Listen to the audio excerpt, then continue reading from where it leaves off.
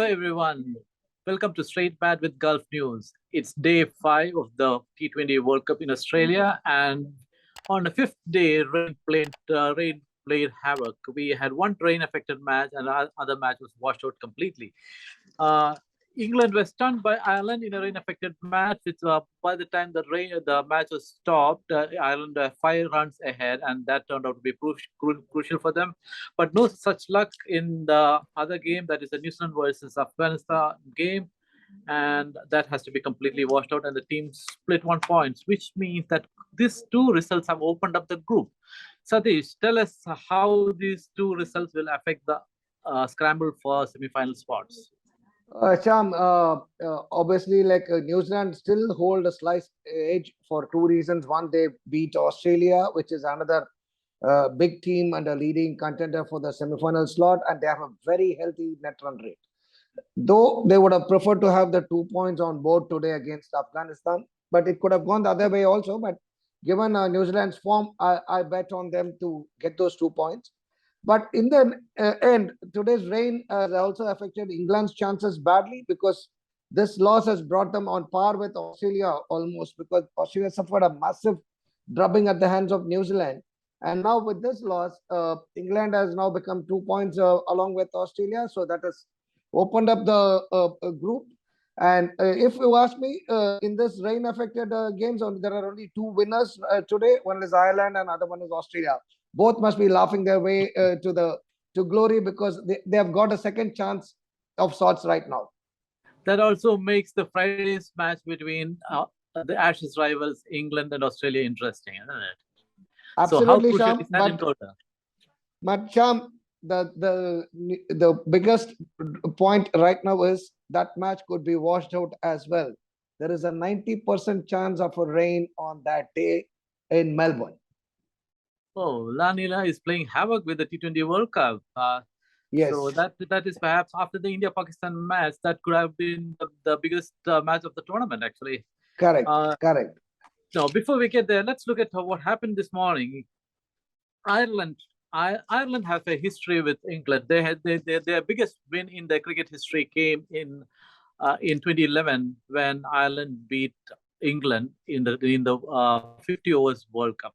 So here's the same Ireland side beating England again in the T20 format. Two players from that team played in this team. That is Paul Sterling and George Dockrell were part of the 2011 team, and they were part of this team. So two players with two epic wins for Ireland. That is an amazing thing to happen. Tell us something. Where did golf go wrong for England? Because England, to me, is the most powerful side in this World Cup, and they are beaten by the minnows. I think, Sham, the biggest problem England faced today was the first 10 overs of their bowling. They won the toss and elected to bowl on overcast conditions, which is a pretty correct thing to do. But if you see the scores, in the first 10 overs, Ireland was something like 90 plus, scoring at the rate of 9.5. And thanks to some good bowling, and of course, Ireland, once again, because of the lack of experience, falling apart towards the end of the innings, they could have actually gone on to score 180, 190 also, because almost at the halfway mark, they were something close to 100, which they could have easily doubled given the chance, and they lost only about 2 wickets or so. So in that sense, I think that's where the English bowlers didn't bowl up to the mark. They were caught off guard, and Captain Andy Balbrain played a brilliant knock. He all the pace, everything that came for naught on this day, when he literally hammered them. I think in 12 overs, Ireland were 103, and that's the time they lost the second wicket, which means they could have easily to score 170, 180, which would have made it even more difficult for England. And that's where England lost the plot, because if they had curtailed Ireland for under 130, 140, maybe, they could have still gone on to win, because at that point of time, the net run rate, or rather, according to Duckworth Lewis, they were just 5 runs behind. And what was also happened is, because of that excessive runs, they had to play an aggressive form of game, so that to get those runs and stay ahead of the Duckworth Lewis, because Ireland were ahead at that point of time as well. So they lost a few wickets, which could have also impacted net run rate and the score could have been tilted in favor of Ireland. So all in all, it was a bad game again for England. They didn't play well as they would have played, expected them to play. So they lost the match in the first 10 overs. That's where I would say. That is pretty much what Mark Wood also said, that they didn't. Mark Wood admitted that he didn't bowl well, rather they didn't bowl well, and so also Jose Butler in the post match chat with the official broadcaster said that the first 10 overs they didn't bowl well at all, and that actually turned out to be costly. Now, okay, but Ireland bowled well, isn't it? Yeah, Ireland bowled. They played a brilliant game, Sham. Now England were like playing against two rivals. One was the rain, other one was Ireland. So in this, when you're facing two rivals and when you're under excess pressure, obviously you are likely to make more mistakes than the other. So Ireland made a very beautiful thing. They kept it very simple. They bowled at the right areas. Didn't try anything fancy. They just kept a good line and length for England to go after them, which England would have done it anyway because of the rain threat. So they played it beautifully. Josh Little bowled an excellent spell, isn't it? He had Josh Butler out on the second ball. Correct. That's what Sham. He bowled at the corridor of uncertainty where he kept the ball there and didn't do anything. He didn't bowl 140, 150 plus. He just bowled at the right areas, kept to the good line and length, and probably throw the ball to them and then said, "Come on, now it's up to you. Go for it." So England fell for it, actually, to be honest. And England has a batting strength which goes all the way to number 9. We will discuss this. And what happened to all this powerful batting? Because if you look at it, was finally when the rain interrupted, Moeen Ali and Livingston were batting. Yeah, Cham, if rain had not intervened, England would have still scored those runs because some 52 runs of 33 balls is not a big deal, to be honest. Even after this, there is Sam Curran, there is Chris Woakes, Mark Wood, and this pair alone could have taken it forward. So it's just that the rain came at the wrong time. Maybe another 1 over or 2 overs down the line, maybe England would have been ahead of the run rate.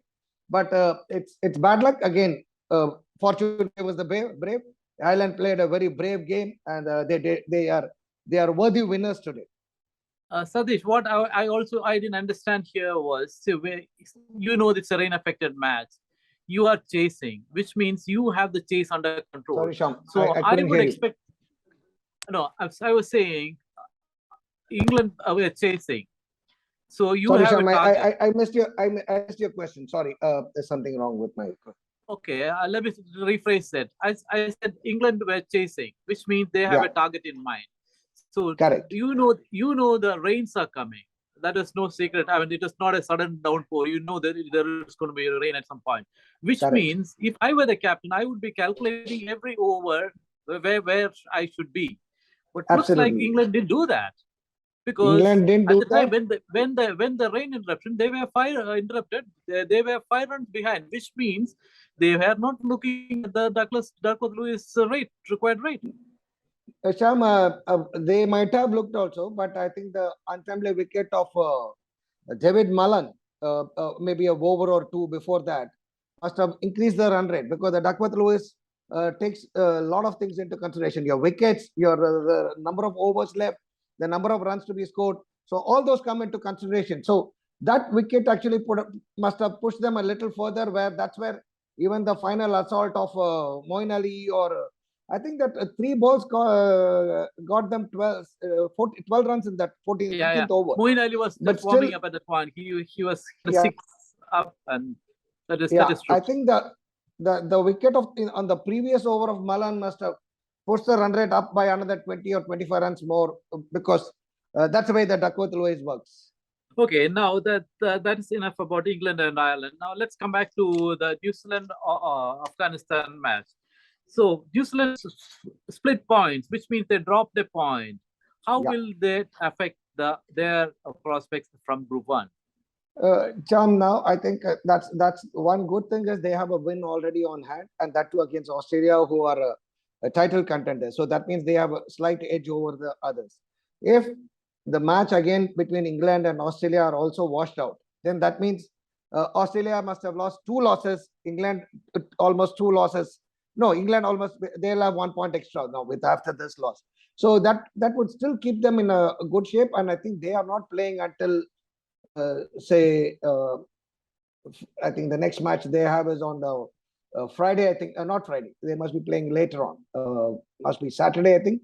So thankfully, the Friday matches are the ones that are going to be affected, and hopefully they must be aiming that the next match where they are playing. I think that is not affected by rain. That they are playing on Saturday against Sri Lanka, which is again in Sydney. So that is a little long way off.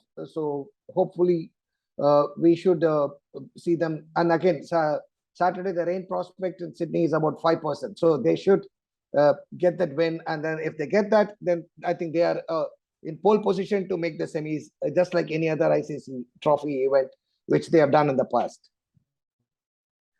Anyway, this today's results, the rain washout and the rain affected match has made the T20 World Cup a lot more interesting. In fact, the scramble for berths, the semi-final sports has just begun. So thank you for tuning in. There's more to come in coming days. Please stay with us over the period of the tournament. And for the latest updates and breaking news and other developments, please log on to gulfnews.com. Thank you.